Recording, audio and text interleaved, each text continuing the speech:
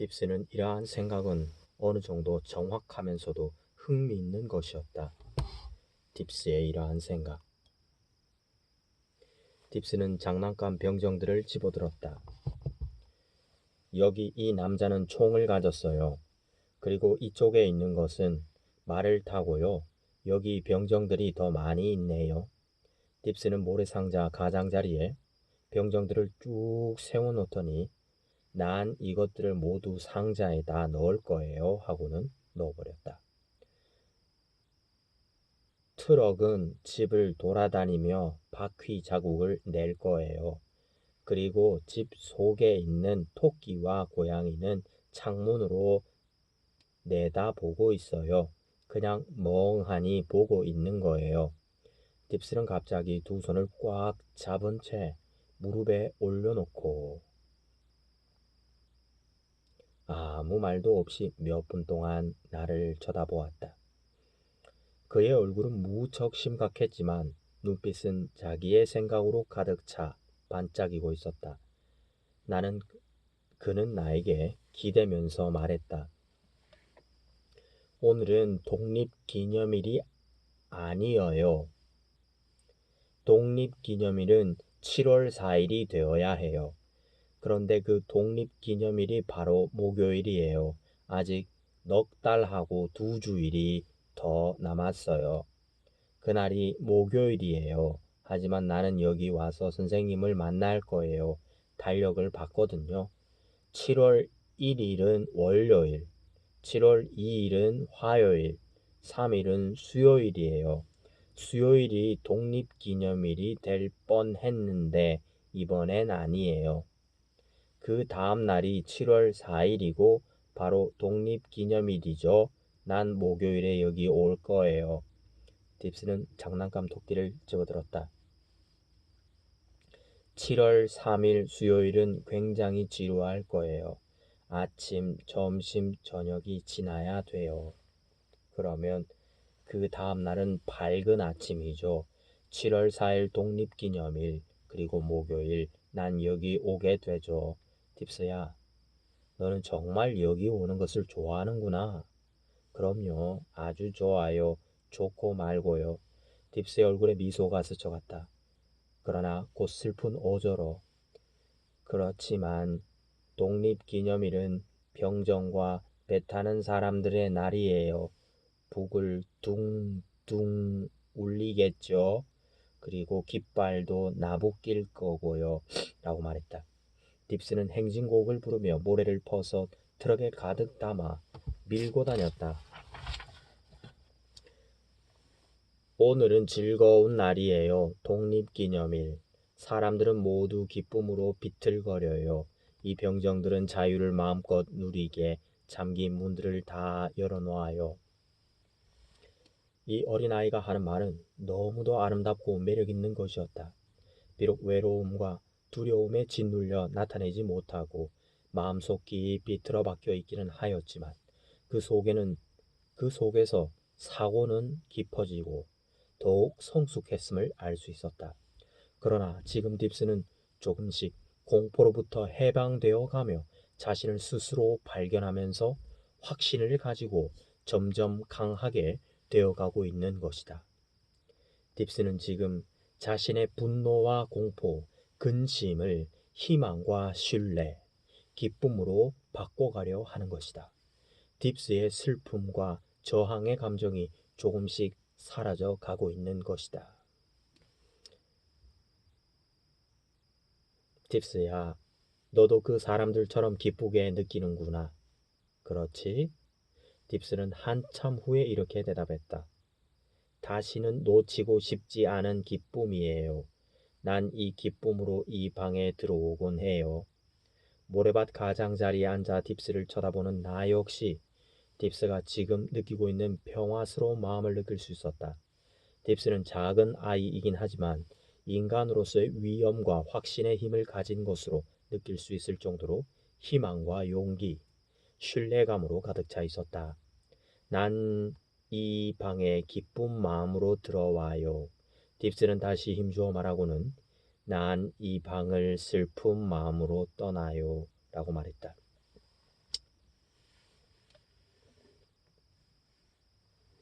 그래? 이 방에서 느끼는 기쁨과 함께 가지 않고? 라고 묻자 딥스는 병정 셋을 모래에 파묻어 버렸다. 이렇게 하면 이 사람들은 불행할 거예요. 볼 수도 없고 들을 수도 없고 숨도 못 쉴 거예요. 라고 설명한 딥스는 다시 딥스야, 그 사람들을 거기에서 파내. 내가 먼저 알아야 할 것은 곧 집에 가야 할 시간이 되었다는 거야.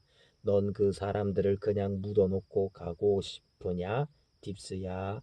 하고 자기 자신에게 명령도 하고 묻기도 하였다. 딥스는 재빨리 모래밭에서 껑충 뛰어나오며 난 이제 마루에서 병정들을 갖고 놀래요. 줄을 세울 거예요. 하고는 엎드려서 병정들을 늘어놓았다. 딥스는 모래밭 쪽으로 손을 뻗쳐서 묻어놨던 병정들을 꺼내어 조심스럽게 살펴보다가 나에게 하나를 쳐들어 보이며 이것은 아빠예요 하고 손가락으로 가리켰다. 그래? 그게 아빠란 말이로구나. 나는 아무렇지도 않다는 듯이 말을 받아주었다. 네. 딥스는 자기 앞쪽 마루 위에 그 인형을 세우고는 주먹으로 쾅 내리쳤다. 이런 일을 몇 번이나 계속하더니 딥스는 나를 쳐다보며 4분 더 남았지요? 라고 물었다. 나는 시계를 쳐다보며 그렇단다. 4분 더 남았어. 라고 말했다. 그럼 이젠 집에 갈 시간이군요. 그렇단다. 딥스는 다시 아빠 병정을 세웠다. 쓰러뜨렸다 하며 놀았다. 그러더니 다시 나를 쳐다보며 3분 남았지요? 라고 물었다. 그렇단다. 3분 지나면 집에 갈 시간이란다. 이렇게 덧붙여 말한 것은 실상 그 아이가 이미 알고 있는 사실을 간단히 대답해 줄 때보다 반응이 어떻게 나오는가를 알고 싶었기 때문이었다.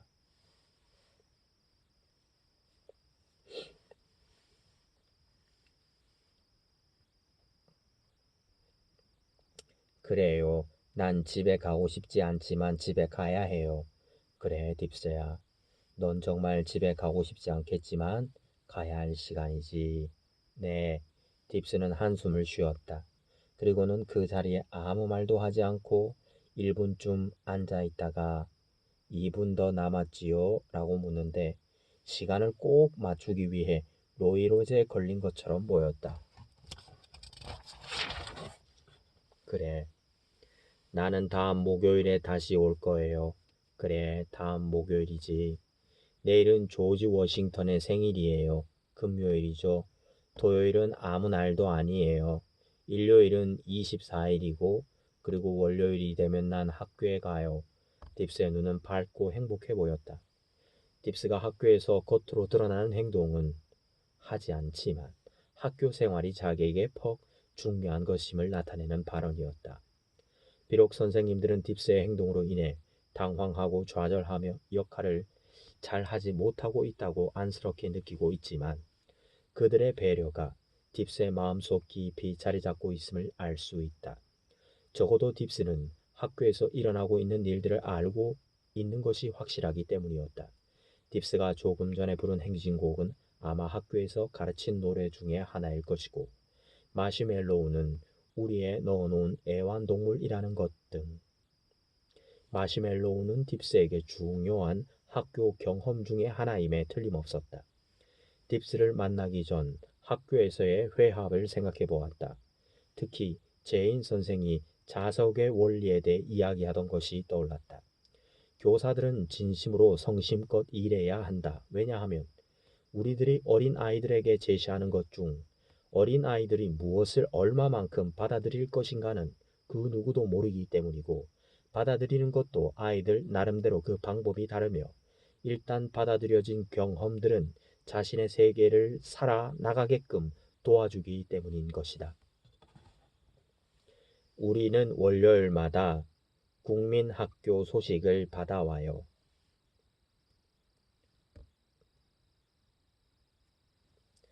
초등학교 소식. 겉장은 노랑, 파랑, 하얀색으로 되어 있고 13페이지나 돼요. 복도에 있는 게시판에는 늘 표시가 붙어요. 월요일 다음엔 화요일, 수요일, 목요일이 되고 목요일이면 난 여기 다시 와요. 딥스야, 넌 다음 주일에 무슨 일이 있을지 잘 알고 있구나. 워싱턴 대통령의 생일, 학교 신문, 요일들, 그 다음엔 여기에 다시 올 수 있다는 것을. 내가 다시 반복해서 말하자. 그는 네 하고 대답했다. 나는 속으로 정말 너는 내 나이보다 훨씬 성숙된 수준의 것을 읽을 줄 아는구나. 그리고 읽은 것을 다 이해할 수도 있고 라고 생각했지만 딥스의 읽기에 대해서는 한마디도 언급하지 않았다. 딥스는 읽는 것을 당연한 것으로 알고 있고 나 역시 마찬가지였다. 비록 딥스는 글을 특출나게 잘 읽는 것이 확실하지만 읽는 것 하나만으로 딥스의 전인적인 발달이 이루어진 것은 아니기 때문이다. 1분 남았지요? 그래, 1분 남았다. 딥스는 아빠라고 지목해 놓았던 병정을 집어들어 모래밭으로 던져버렸다. 오늘은 아빠가 날 데리러 올 거예요. 그래? 나는 귀가 번쩍 뜨였다. 그래서 오늘 딥스의 세계에 아빠가 등장했었구나 하고. 네. 딥스는 나를 쳐다보았고 나 역시 그를 쳐다보았다. 이윽고 갈 시간이 되었고 우리 둘 다 이것을 알고 있었지만 서로 한마디도 하지 않았다. 마침내 딥스가 일어서더니 한숨을 푹 쉬며 시간이 다 되었어요 했다. 그렇구나. 난 물감 그림을 그리고 싶어요. 그러니까 넌 가고 싶지 않단 말이로구나. 시간이 다 된 줄은 알지만. 딥스는 나를 힐끗 쳐다보았는데 미소 띈 얼굴이었다. 재빨리 딥스는 말 위에 세워놓았던 병정들을 하나하나 옮겨 나를 향해 세워놓고 문 쪽으로 걸어가면서 말하였다. 총을 쏠 때는 참 필요할 거예요. 그렇겠구나. 딥스는 모자를 집어들고 복도를 걸어 내려갔다. 나는 딥스와 함께 걸어가면서 특히 딥스의 아빠가 보고 싶었다. 안녕. 딥스는 나에게서 떨어지며 인사를 했고 나도 딥스야 안녕. 다음 목요일에 또 만나자 인사했다. 딥스의 아빠는 나를 쳐다보더니 안녕하십니까 하고 아주 어색한 표정으로 딱딱하게 인사를 했다. 안녕하세요. 나도 맞인사를 하였다. 아빠, 오늘은 독립기념일이 아닌 것을 알아요? 딥스가 묻자 아빠는 어서 오너라. 딥스, 난 바빠 라고 대꾸했다. 독립기념일은 7월이 되어야 와요. 그런데 목요일이에요. 4개월 2주 있으면 돼요. 딥스는 고집스레 말했다. 어서 와, 딥스야. 아빠는 딥스의 말 때문에 당황해서 죽을 지경이라는 듯이 말했다.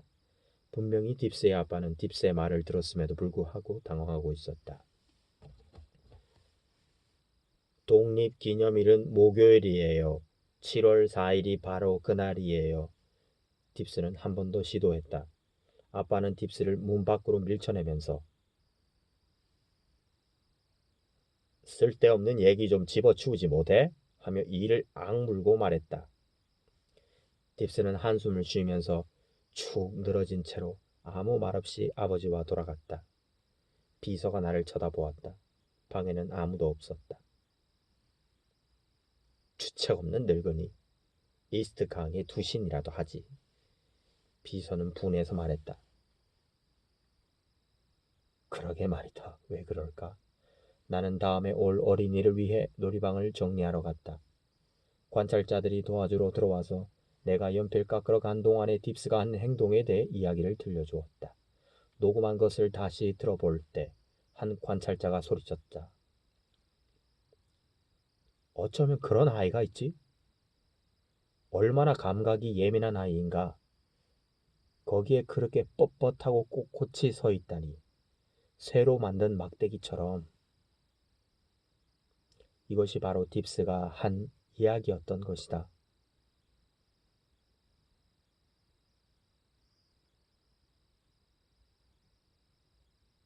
내가 딥스라도 아빠를 모래 속에 일주일은 묻어두고 싶을 정도였다.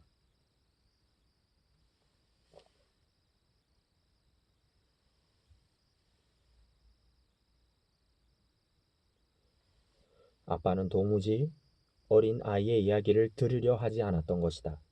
딥스는 아빠와 이야기를 해보려고 애썼지만 아버지는 그것을 쓸데없는 이야기라고 들은 척도 안 한 것이다. 그와 같이 공공연하게 인격적인 모독을 받으면서 나름대로 생존하기 위해 딥스는 내적인 강인함을 길러왔음에 틀림없다. 때로는 어린이가 무슨 행동을 하는 데에는 이유가 있다는 것을 명심해야 하는데 사실 이것은 어려운 일이다.